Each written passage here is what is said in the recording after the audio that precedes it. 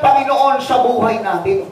Lahat daw ng mga pagpapalang ibinibigay ng Diyos ay mawawala lang itong bigla kung hindi daw tayo mag-ingat. Yun yung problema natin. May mga trials pa. Kaya nga, yung iba mga kapatid, hallelujah, pag may maraming pagsubok, nanghihina. Pagka maraming pagpapala, nanghihina pa rin. Ha? Pagsagana yung blessing, nawawala na mga kapatid sa paglilingkod sa Panginoon. Pagka walang blessing, nawawala rin. Saan tayo matutungo? Kaya nga, mag-ingat. Amen? Huwag daw tutulog-tulog. Palakpakan natin ang ating Panginoon. Hallelujah. Come on, let's clap our hands to Jesus. Hallelujah. Kaya ang Apostle Pablo may warning. May warning siya mga kapatid. Hallelujah. Sa bawat isa sa atin. 1 Timothy chapter 1 verse 18 to 20. Ganito ang sinabi. Ang biling ito ay pinagtatangbilin ko sa Timoteo na aking anak, ayon sa mga hula na nangauna tungkol sa iyo, upang sa pamamagitan ng mga ito ay makipagbaka ka ng mabuting pahindipagbaka. Tuloy. Hallelujah. Naingatan mo, yan. Naingatan mo ang salapi mo. Hindi, pananampalataya pala. Wala pala salapi. Naingatan mo boyfriend mo. Hindi, pananampalataya. Kasi minsan sagabal yung boyfriend at girlfriend. Ingatan mo ang pananampalataya at ang mabuting budhi na nang ito'y takwil ang iba sa kanila ng pagbab tungkol sa pananampalataya. 20. Nasa mga ito'y sa Himeneo. Ayan, mayroon lang backslide sa Himeneo. Wala bang Himeneo rito? Alejandro, meron mga kapatid, si Alejandro. Si Himeneo at si Alejandro. Dalawa yan mga kapatid ko. Hallelujah. Na lumayo na sa Panginoon. Mga Kristiyano lumayo sa Panginoon mga kapatid. Minsan hindi natin nababanggit yung mga tao niya, no? Mga kumbaga sa mga nakasulat sa Bible pero hindi natin napapansin. Pero mga kapatid, pinapapansin ng Diyos Meron din pala talaga mga kapatid lumayo sa Panginoon. Iniwan yung pananampalataya. Sila'y ati binigay kay Satanas upang sila'y maturuan huwag mamusok. Kasi namumusok na mga kapatid. Everybody say amen? Palakpakan natin ang ating Panginoon. So, ito yung katotohanan mga kapatid. Ang katotohanan ay ganito mga kapatid, na napakarami mga kapatid ko ang kadilikaduhan na nakapaikot sa ating mga buhay. Sa bawat isa sa atin mga kapatid. Bawat Kristiyano, hallelujah, mayroong posibilidad na tumirik yung kanyang barko. Yes. May posibilidad mga kapatid. Hindi mo pwede sabihin, malakas ako ngayon. May posibilidad tumirik kasi napaikutan tayo mga kapatid ko ng mga kadilikaduhan ngayon. Hallelujah. Kaya nga ito yung sinabi ni Apostle Pablo, perilous time shall come. Ito yun mga kapatid. 2 Timothy chapter 3 verse 1 and 2. Dapat alamin mo ito. Sino raw kaalam? Yung lasenggo? Yung babaero? Hindi. Kristiyano. Dapat alamin mo ito, Kristiyano, na sa mga huling araw ay darating ang mga panahong mapanganib. Ano yung mapanganib doon? 2. Sapagkat ang mga tao ay magiging maibigin sa kanilang sarili. Ayan, Di ba? Maibigin daw sa kanyang sarili. Sarili na lang daw ang iniintindi. Hindi na ang Diyos. Minamahal na lang ang sarili. Maibigin sa salapi. Ayan, mukhang warta. Mayayabang, mga mapagmalaki, mapagtungayaw, masuwayin sa mga magulang. Ayan. Ano ba?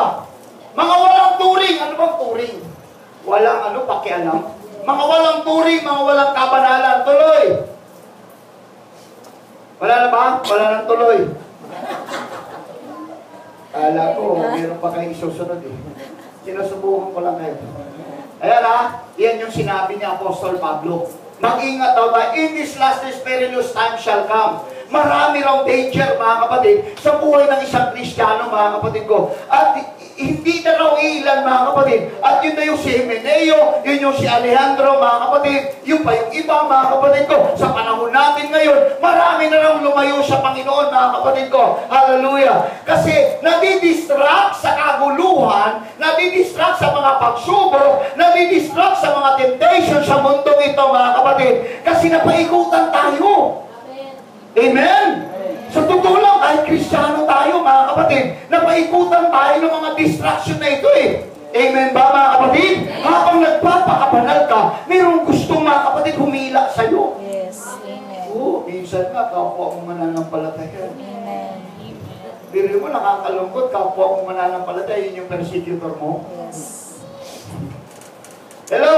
Amen. Ha? Amen? Amen. Yun, nasa paligid, mga kapatid. Imbis kapwa mananampalataya, ha? Lahat yan, nakapaligid yan, mga kapatid. At hindi lang yun, mayroon pang matinding distraction ngayon. Nabuo na ito ngayon. Pakita nyo nga, kung nakita nyo yung picture na yan. Wala? O sige, mimitingin ko kayo mamaya. Wala kayong may papakitang picture, ha? Lahat kayo, ha? Pinasa ko na yan sa inyo, ha? Wala? Sige, wala. Hallelujah. Ang picture na yun, mga kapatid, siguro sa mga nag-FB, masipag sa FB, pero sabi ko, for the benefits of the doubt, sana yun eh. Kapakita ko, mga kapatid, kasama yung sa illustration ko, yung nabuong templo ngayon ni Satanas. Oo. Sa Colombia, mga kapatid, meron siyang 24 pictures, hallelujah, na nabuo yung simbahan, mga kapatid ko. At meron talagang nakatayo doon sa simbahan kasi gusto kong makita yun. Kasi kung minsan sumusuot tayo ng mga t-shirt na may tatak noon eh. May nakita ako nito eh. Nakatatak pentagram, mga kapatid eh. Eh, kay Satan, ano yun eh. Ha? Membro yun ng satanista, mga kapatid. At alam nyo, malapit na makarating dito sa Pilipinas. At meron na, mga kapatid ko, hallelujah, alam nyo ba yung si-search nyo sa FB, yung Illuminati? Yes. Ha? Eh, marami ng membro dito niyan. Ha? O, halimbawa, mga kapatid, bakit kailangan may pakita ito? Kasi ito yung kanilang sulwini ngayon eh. Puro mayayaman kasi ang membro dito eh. Yes. Pag naghirap ka, magkano gusto mo? Naghirap ka eh, wala ka ng bigas. Ba't pamembro ka sa amin? Meron kang 100,000. So, tapos lagi kang may supply. Pasisikatin ka pa. Amen? Amen. Alam niyo ba ang pumatay kay Michael Jackson? Illuminati. Ha? Hindi sakit yun. Oh. Ayun, kasi puro kayo love sa FB. Hindi kayo nagsisearch. Mag-search kayo ng mga magagandang bagay. Hindi yung puro love, puro ganito, puro kapitbahay, puro di wow, puro di wow. Mabuti pa ang wither, may pag-asa. Ako wala. Mabuti pa ang wither, may pag-asa. Ako wala. Kaya ngayong Valentine's Day, wala. Zero. Sino kaya yun? Hello! Palakpakan natin ang Panginoon, mga kapatid. Hallelujah, hallelujah. Yun yung sinabi ni Pablo, in these last days, nung 90s, mga kapatid, wala ito. Ha? Wala ito. Kahit ka yung Bible, mga kapatid, sa totoo lang, pag hinawakan mo yan, papaluin ka ng tatay mo. Kasi ganun kabanal yung Biblia noon. Napakatindi, mga kapatid ko, yung mga ginagawa nila, mga kapatid, pag-iingat sa kabanalan. Oh. Noon, mga kapatid, pagka nahawakan yung daliri ng anak mo talaga, pakakasalan mo na. Ngayon, hindi. Nagkawarat-warat na, ayaw pa. Warat-warat. Noon, dito. Daliri lang. Pakasal naman ako! O hindi! Noon yun! Di ba? Oh. Noon daw, mga kapatid, ang damit ng mga kababayan, grabe. Hanggang dito, mga kapatid. Ngayon, dito na lang. Saka dito. Matindi na. Yes. Iba na. Distraction. Yes. Amen. Distraction yun, mga kapatid. Hallelujah. Kaya sabi ni Pablo, in these last days, kaya I do believe, mga kapatid, ito na yung last days. Ito na yung huling panahon, mga kapatid ko. Bakit? Biro mo, nabuo na ang templo ni Satanas? Yes. Oo, nabuo na. Pero mamaya may masisir mo na ako ang kukulangan ko. Kasi hindi may pakita yung picture eh. Oo. Hallelujah. Buo na, mga kapatid, may nakatayo. Ang cross nakabaliktad. Tapos dito sa harapan, mga kapatid, istatwa, mga kapatid ko, ni Satanas. Ribulto talaga, mga kapatid, may dalawang sungay. Ay, grabe, mga kapatid. Buong-buo na ito ngayon. Sa Colombia, mga kapatid, sa Detroit, mga kapatid ko, meron na. Sa Texas, meron na. At alam nyo, ang miyembro nila, 300 katao. Sipin nyo, 300 katao. Puro mayayaman yun. Abay, meron din silang ikapo. At pambihira. Grabe. Yung distraction yun, mga kapatid. Kaya nga dito, hallelujah, ipinapakita ng Apostol Pablo kung paano daw mag-ingat ang bawat isa. Kasi nga, mapanganin na daw, mga kapatid. Maibigin na ang tao sa kanilang sarili. Yun na yun. Hindi na iniibig ang Diyos. Kundi, mga kapatid ko, doktrina na ng tao. Turo na ng tao, mga kapatid na iniibig. Hindi na ang doktrina ng Diyos. Hindi na yung aral ng Panginoon, hindi na yung katotohanan, mga kapatid. Kaya naniniwala ko, malapit na ito. Itong pagkunaw, itong pagwakas, malapit na ito, mga kapatid. Anong sabi ng 2 Timothy chapter 4, verse 1-2? Pakilagay, 2 Timothy chapter 4. Hallelujah. Pinagbibiling ko sa inyo sa paningin ng Diyos at ni Kristo Jesus na siya huhukom sa mga buhay at sa mga patay sa pamamagitan ng kanyang pagpapakita at sa kanyang kaharian. Tuloy, verse 2. Ipangaral mo ang salita. Yun na yung kailangan ngayon. Ipangaral na ang tunay na salita. Yes, amen. Magsikap ka sa kapanahunan at sa hindi kapanahunan. Magsimba ka kahit maputi. Magsimba ka kahit may araw. Magsimba ka kahit umulan. Magsimba ka kahit bumabagyo. Yes, amen. Hallelujah! Yan na yun. Sumawata ka. Sumaway ka. Mangaral ka ng buong pagpapahinod at pagtuturo. Amen. Yun na yung dapat gagawin ng church ngayon. Yes. Depensahan ang katotohanan, mga kapatid. Kasi sa totoo lang, pagka matangay ang isang tao sa doktrina ni Satanas, ay wala nang kagatol-gatol, impyerno na ang pupuntahan ng tao. Palakpakan natin ang Panginoon. Kaya magpahina-hina pa tayo ngayon, mga kapatid.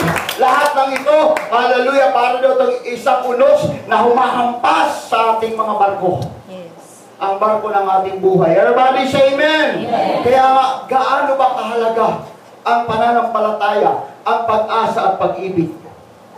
Ibinigay ito sa atin ng Panginoon, mga kapatid, dahil kailangan ito, hallelujah, sa ating pong paglalakbay patungo sa destinasyon po natin. Bakit napaka-importante ng pananampalataya? Hallelujah, kasi hindi natin makita sa ating karnal na mata, hallelujah, mga bagay na gustong ipakita ng Diyos. Kaya kailangan natin ng spiritual eyes. Anong sabi ng 2 Corinthians 4:18?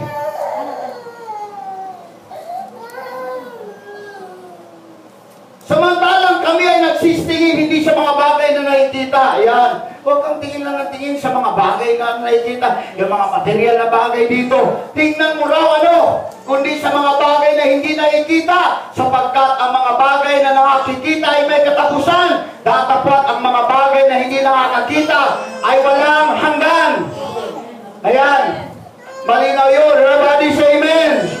Kasi yung carnal eyes natin, hindi natin makita, mga kapatid ko, ano yung langit. Yes. Kaya nga, kailangan ng pananampalataya. Kasi pagka gagamitin natin yung carnal eyes natin, mga kapatid ko, para tingnan, para alamin, mga kapatid, hallelujah, kung anong napapaloob sa kalangitan, hindi natin makikita yun. Kaya nga, gamitan mo ng pananampalataya. Kailangan maniwala ka bago mo makita. Hallelujah. Sa mundo, to see is to believe. Pero sa Panginoon, believe is to see. Manampalataya ka muna bago mo makita ang tunay na pagpapagal ng Diyos sa buhay mo. Amen! Hallelujah!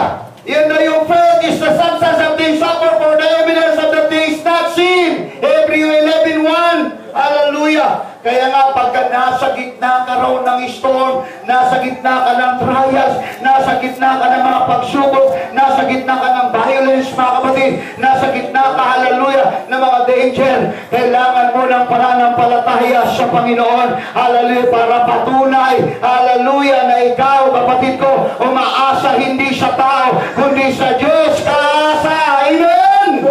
Nandiyan po ba tayong lahat? O palakpakan natin ang ating Panginoon.